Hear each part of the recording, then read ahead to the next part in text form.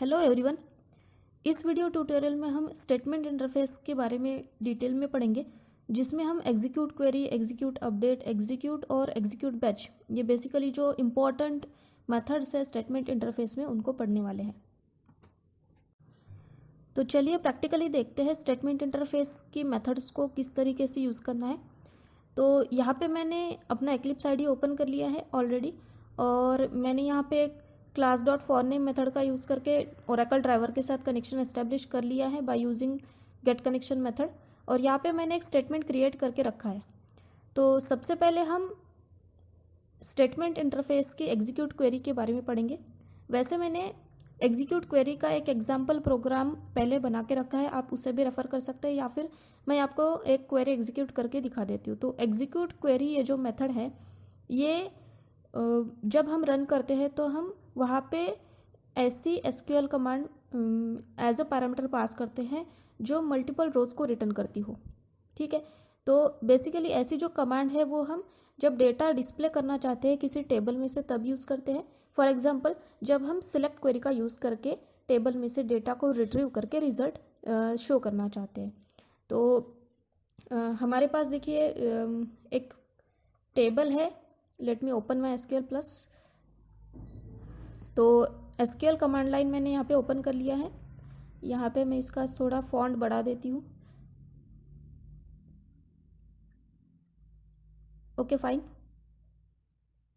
तो last video में हम लोगों ने एक टेबल देखा था। सबसे पहले तो हमें कनेक्ट करना होगा, कनेक्ट सिस्टम, ये यूज़र नेम है और पासवर्ड डाल दिया मैंने, कनेक्ट हो गया। तो चलिए एक टेबल है हमारे पास EMP नाम का, उसे हम ओपन करके देखते हैं। तो यहाँ पे एक रिकॉर्ड दिख रहा है आपको, प्रिया 1 EMP नंबर प्रिया और सैलरी 30,000। ओके, तो अब मुझे क्या करना है, इस टेबल में जितने भी रोज़ है वो मुझे यहाँ पे डिस्प्ले करानी है। लेकिन मैंने जैसे बोला है कि एग्जीक्यूट क्वेरी स्टेटमेंट मल्टीपल रोज़ जब रिटर्न होती है तो उसका रिकॉर्ड प्रिंट कराने के लिए हम यूज़ करते हैं। तो चलिए यहाँ पे और कुछ रिकॉर्ड्स को मैं इंसर्ट कर देती हूँ। इंसर्ट इनटू EMP वैल्यूज़, और EMP नंबर दे देते हैं 2, नाम दे देते हैं नेहा, और 30,000 सैलरी। ठीक है, 1 रो क्रिएटेड, फिर से एक रो इंसर्ट कर देते हैं। Salary 24,000, Nitish and 3। ठीक है, और एक रो इंसर्ट हो चुकी है, और एक कर देते हैं। सैलरी सपोज 25,000, रोहित और 4। ठीक है, तो यहाँ पे हमने और 3 रोज इंसर्ट कर ली हैं। चलिए देखते हैं। Select star from EMP। तो यहाँ पे देखिए 1 2 3 4 4 रोज इंसर्ट हो चुकी है। अब मुझे इन रोज को मेरी कोडिंग के थ्रू प्रिंट कराना है थ्रू दिस जावा प्रोग्राम। तो मुझे क्या करना होगा, मुझे स्टेटमेंट इंटरफेस की एग्जीक्यूट क्वेरी मेथड को यूज़ करना है, जिससे हम ये क्वेरी पास करेंगे जो मैंने अभी अभी यहाँ पे लिखी है, सिलेक्ट स्टार फ्रॉम EMP। तो I will call this method by using statement object st.execute query, और इसे हम वो क्वेरी पास करेंगे। तो क्वेरी जब हम पास करते हैं तो डबल कोट्स में लिखते हैं। तो मुझे क्वेरी पास करना है सेलेक्ट स्टार फ्रॉम EMP, और ये क्या रिटर्न करने वाली है, तो ये रिटर्न करेगी रिजल्ट सेट टाइप का ऑब्जेक्ट। रिजल्ट सेट बेसिकली एक ऑब्जेक्ट है जो आपके इस क्वेरी का रिजल्ट इस हम बोल सकते हैं एज अ पॉइंटर इसमें स्टोर कर देता है। रिजल्ट सेट एक इंटरफेस है जो आपके क्वेरी ने जो रिजल्ट आपको रिटर्न किया है उसे शो करता है या फिर उसे स्टोर करके रखता है। तो अभी RS में सिर्फ रिजल्ट स्टोर करके रखा हुआ है, हमें उसे डिस्प्ले कराना है। तो यहाँ पे हम RS मतलब रिजल्ट सेट की एक मेथड का यूज़ करते हैं, दैट इज़ नेक्स्ट, जिसका यूज़ करके आप अपने रिजल्ट सेट के थ्रू ट्रैवर्स करेंगे और 1 बाय 1 रो को प्रिंट करेंगे। तो प्रिंट करने के लिए हम यहाँ पे लिखते हैं system.out.println, क्योंकि हमें जो रिज़ल्ट है वो अभी हमारे कंसोल में डिस्प्ले करना है। तो इसके पास मेथड है गेट इंट, जिसका यूज़ करके आप इंटीजर टाइप की वैल्यूज़ को गेट कर सकते हैं। तो हमारा पहला कॉलम का इंडेक्स है 1, तो ये जो वैल्यू है इंडेक्स 1 में वो न्यूमेरिक टाइप की है, जैसे 1 2 3 4। तो इसलिए मैंने यहाँ पे गेट इंट मेथड का यूज़ किया है। अब इस कॉलम को सेपरेट करने के लिए मैंने कॉन्केटेनेशन ऑपरेटर यूज़ किया और यहाँ पे मैं लगा दूँगी एक टैब, ठीक है।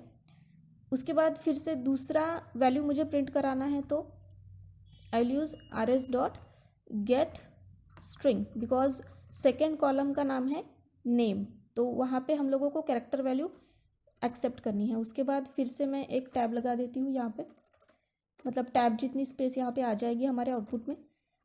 फिर से तीसरा जो कॉलम है वो इंटीजर टाइप का है, तो हम यहाँ पे लिखेंगे गेट इंट, उसकी वैल्यू गेट करने के लिए, और उसका कॉलम इंडेक्स है 3।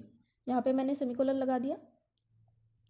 तो इस स्टेटमेंट से क्या होगा, अभी सेलेक्ट स्टार फ्रॉम ईएमपी में जितने भी रोज होंगे वो रिजल्ट सेट में आ जाएंगे, और रिजल्ट सेट की नेक्स्ट मेथड का कॉल करने की वजह से 1 बाय 1 रो के जो कॉलम है उनकी वैल्यूज़ यहाँ पे प्रिंट हो जाएगी। तो इसे मैं आपको रन करा के दिखाती हूँ।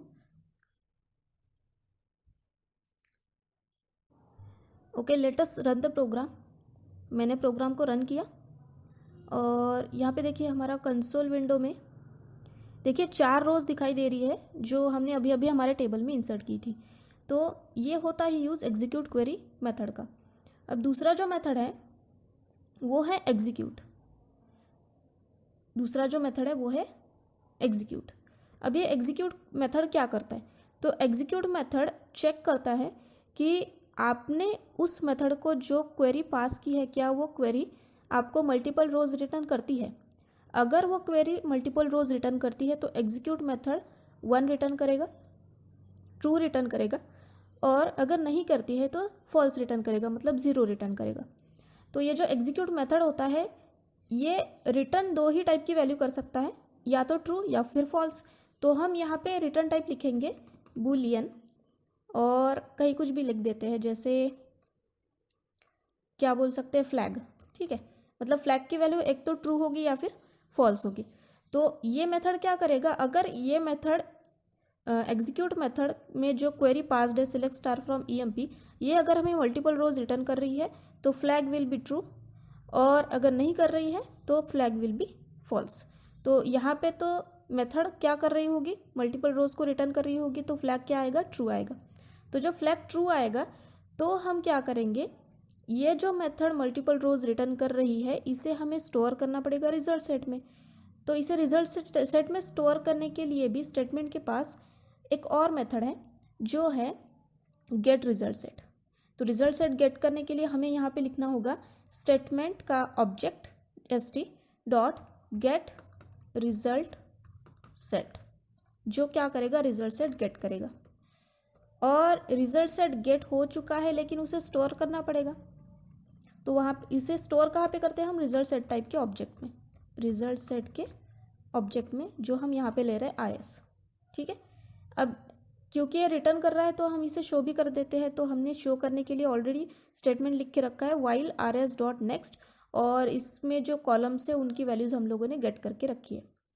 अब क्या होगा अगर ये मेथड ट्रू रिटर्न नहीं कर रहा है, ठीक है, तो हम क्या करेंगे, अगर ट्रू रिटर्न नहीं कर रहा है मतलब मेथड एक तो कुछ भी रोज रिटर्न नहीं कर रही है या फिर एक कम से कम एक रो रिटर्न कर रही है, तो हम यहाँ पे लिखेंगे एल्स ब्लॉक में हम लिखेंगे कि कितने रोज रिटर्न हुए हैं, ठीक है। तो उसके लिए हम एक स्टेटमेंट प्रिंट कर देते हैं system dot out dot print ln, और क्यों हमें पहले ये देखना पड़ेगा ना कि कितने रोज रिटर्न हो रहे हैं। तो कितने रोज रिटर्न हो रहे हैं ये देखने के लिए हम एक दूसरे मेथड का यूज़ करते हैं जो होती है एग्जीक्यूट अपडेट, ठीक है। तो एग्जीक्यूट अपडेट मेथड को कॉल करने के लिए हम लिखते हैं statement object dot execute update, जो हमें क्या रिटर्न करती है कि हमने जो क्वेरी वहाँ पे स्टेटमेंट में लिखी है वो कितने रोज को रिटर्न कर रही है, मतलब एक रो इंसर्ट कर रही है या फिर एक रो डिस्प्ले कर रही है या फिर एक रो डिलीट कर रही है या अपडेट कर रही है। तो उसका काउंट हम ले लेते हैं इंटीजर काउंट नाम के एक वेरिएबल में, जो हमें शो करेगा कि इतने रोज यहाँ पे अफेक्ट हुए हैं because of this execute update statement, ठीक है। और एग्जीक्यूट अपडेट स्टेटमेंट में हम प्रिंट करा देंगे, मतलब यहाँ पे आउटपुट में प्रिंट करा देंगे कि काउंट इतनी रोज़ यहाँ पे रिटर्न हुई है। तो हम लिखेंगे नंबर ऑफ रोज़ अपडेटेड, ठीक है। और इसे भी हमें क्वेरी पास करनी होगी।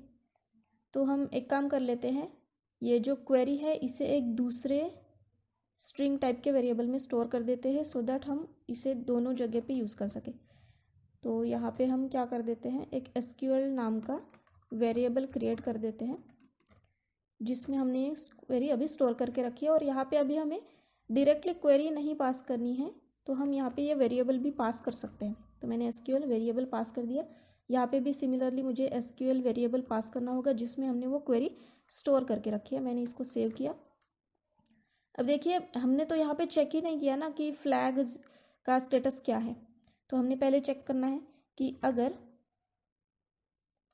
फ्लैग इज़ ट्रू तो ही हम रिजल्ट सेट क्रिएट करेंगे। तो हमने यहाँ पे ओपनिंग ब्रैकेट लगाया, इसका क्लोजिंग भी हमें यहाँ पे लगाना होगा कनेक्शन से पहले, क्लोज करने से पहले। तो देखिए हमने यहाँ पे क्या किया है, बेसिकली हमने चेक किया एग्जीक्यूट क्वेरी, एग्जीक्यूट मेथड का यूज़ करके एग्जीक्यूट मेथड में जो क्वेरी है क्या वो मल्टीपल रोज़ रिटर्न कर रही है।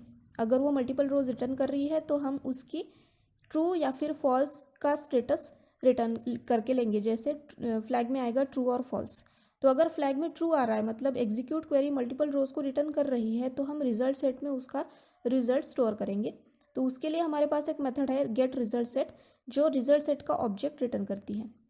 फिर हम उसकी रोज़ को प्रिंट करना चाहते हैं, तो हम लोगों ने रिजल्ट सेट की एक मेथड का यूज़ किया है जो है नेक्स्ट। और यहाँ पे हमने जैसे प्रीवियस एग्जाम्पल में प्रिंट किया था उसी तरीके से यहाँ पे रोज़ को प्रिंट कर दिया।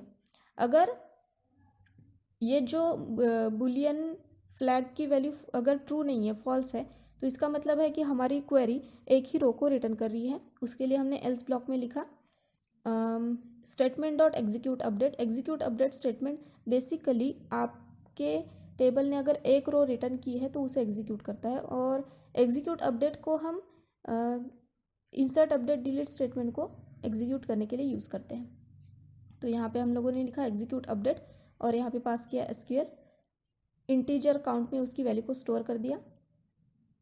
एक मिनट, यहाँ पे एरर आ रहा है, else delete this token. If का ब्लॉक में हम लोगों ने, ईफ का ब्लॉक कहाँ तक है, यहाँ तक है, अब एल्स करना पड़ेगा, ठीक है। और ये क्लोजिंग ब्रैकेट निकालना पड़ेगा, ठीक है। तो यहाँ पे क्या हो रहा है, अगर ये कंडीशन ट्रू नहीं है, ये कंडीशन ट्रू नहीं है तो फॉल्स है। तो फॉल्स में हम एल्स ब्लॉक में चले जाएंगे और यहाँ पे हम प्रिंट करा देंगे कि इतने रोज़ अपडेट हुए हैं, ठीक है। अब इसे मैं रन करा के दिखाती हूँ आपको, ठीक है। तो इसने क्या रिटर्न किया, इसने हमें रिजल्ट सेट में जो वैल्यूज़ आई है उसे रिटर्न किया, क्योंकि हमारा जो एग्जीक्यूट मेथड है इसने इस क्वेरी को एग्जीक्यूट करने के बाद रिजल्ट सेट ऑब्जेक्ट क्रिएट किया, क्योंकि ये एग्जीक्यूट क्वेरी मल्टीपल रोज़ को रिटर्न कर रही है। अब सपोज मुझे यहाँ पे दूसरा स्टेटमेंट एग्जीक्यूट करना है जो सिर्फ सिंगल रो को रिटर्न करता है, जैसे, तो नेक्स्ट स्टेटमेंट में आपको यहाँ पे बता देती हूँ जो एग्जीक्यूट अपडेट इस क्वेरी को मतलब एक्सेस करेगा। तो ऐसी क्वेरीज सिर्फ DML क्वेरीज हो सकती है जिसमें हम रिकॉर्ड को इंसर्ट अपडेट या फिर डिलीट करते हैं। तो यहाँ पे हम दूसरी क्वेरी लिखते हैं, जैसे मैं यहाँ पे इंसर्ट करना चाहूँगी इंसर्ट इनटू EMP वैल्यूज़, और हमारे पास ऑलरेडी 4 रिकॉर्ड्स हैं तो हम 5वां रिकॉर्ड यहाँ पे इंसर्ट करने वाले हैं। यहाँ पे मैं नाम लिख देती हूँ सपोज पूजा और सैलरी इज़ 40,000। तो ये रो क्या करेगा, ये रो फ्लैग में फॉल्स रिटर्न करेगा क्योंकि ये एक ही रो को अफेक्ट कर रहा है, एक ही रो इंसर्ट कर रहा है। और फ्लैग तभी ट्रू होता है जब हमारा SQL स्टेटमेंट मल्टीपल रोज़ को रिटर्न करता है। लेकिन यहाँ पे कंडीशन फॉल्स है, तो हमारा जो ये इफ ब्लॉक है ये बाईपास हो जाएगा और हम एल्स ब्लॉक में चले जाएंगे। और यहाँ पे एग्जीक्यूट अपडेट स्टेटमेंट हमारे इंसर्ट स्टेटमेंट को रन करेगा, ये जो क्वेरी हमने यहाँ पे पास की है SQL, और फिर उसका काउंट रिटर्न करेगा कि कितने नंबर ऑफ़ रिकॉर्ड्स इसकी वजह से अपडेट हुए हैं। तो मैंने ये प्रोग्राम को सेव किया और यहाँ पे हम रन करके देखते हैं। तो कंसोल विंडो में क्या दिखा, हाँ, तो यहाँ पे दिखाई दे रहा है 1 नंबर ऑफ रोज अपडेटेड, मतलब एक रो यहाँ पे इंसर्ट हो चुकी होगी। तो चलिए चेक करके देखते हैं। तो चेक करने के लिए हम यहाँ पे सिलेक्ट स्टेटमेंट का यूज़ करेंगे, सिलेक्ट स्टार फ्रॉम EMP। तो देखिए यहाँ पे 5 नंबर पे एक रो इंसर्ट हुई है। एक्चुअली ये 2 बार इंसर्ट हुई है। 2 बार क्यों हुआ है, ओके, इसके बारे में मैं थोड़ा देख के आपको बताऊंगी 2 बार क्यों इंसर्ट हुई है। तो यहाँ पे एक ही बार होनी चाहिए थी, लेकिन 2 बार दिखाई दे रहा है, तो देखते हैं। ठीक है, तो ये था एग्जाम्पल आपके एग्जीक्यूट अपडेट स्टेटमेंट का। ठीक है, आपको अगर यहाँ पे एग्जीक्यूट यूज़ नहीं करना है, डायरेक्टली आपको अपडेट स्टेटमेंट यूज़ करना है, तो आप उसके लिए क्या करेंगे, आप यहाँ पे जैसे हम यहाँ पे एग्जीक्यूट स्टेटमेंट में हम यहाँ पे एसक्यूएल स्टेटमेंट यहाँ पे एल्स ब्लॉक में रन कर रहे थे, तो इसे हम डायरेक्टली एग्जीक्यूट अपडेट क्वेरी के साथ यूज़ कर सकते हैं। तो एग्जीक्यूट अपडेट क्वेरी के साथ यूज़ करने के लिए हम लिखेंगे st.execute अपडेट और यहाँ पे ये क्वेरी पास कर देंगे।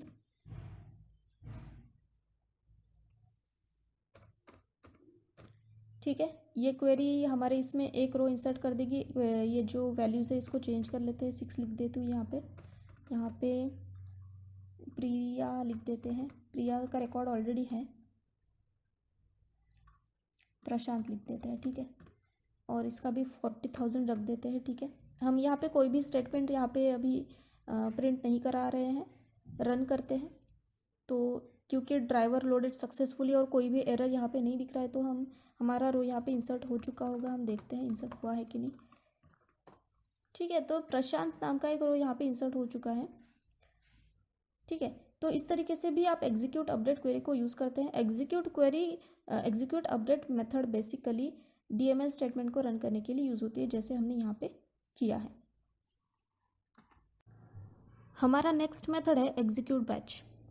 तो एग्जीक्यूट बैच का यूज़ हम तब करते हैं जब हमें कुछ स्टेटमेंट्स बैच में एग्जीक्यूट करनी होती है। जैसे अगर मुझे मेरे टेबल पे इंसर्ट, अपडेट, डिलीट ये statements at a time use करनी है, तो हम उन्हें बैच में कैसे एग्जीक्यूट करेंगे।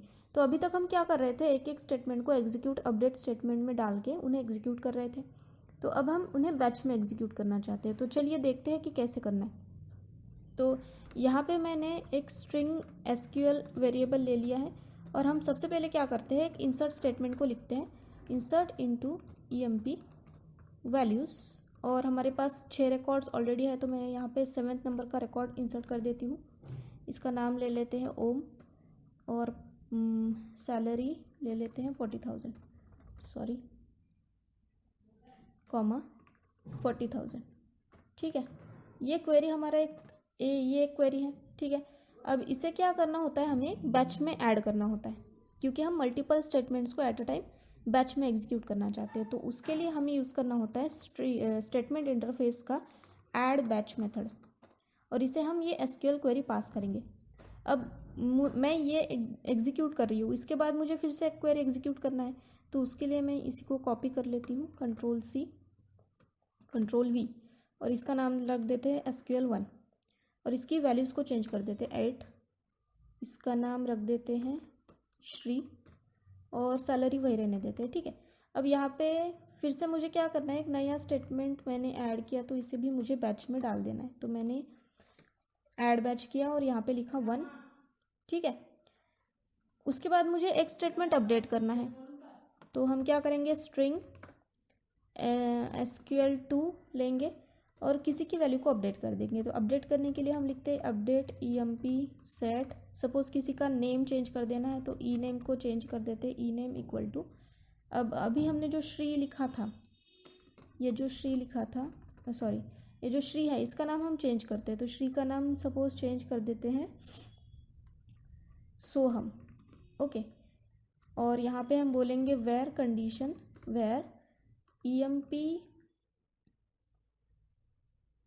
नंबर इक्वल टू सोहम का क्या हो, श्री का क्या था, 8 था, तो 8 वाले की हमें नेम को चेंज कर देना है। तो हमने 8 लिखा यहाँ पे और एक क्वेरी हो चुकी है हमारी बना के। अभी इसे हमें बैच में ऐड करना है, तो Ctrl+C किया मैंने, Ctrl+V किया और यहाँ पे लिखेंगे SQL2, क्योंकि इसका नाम है SQL2।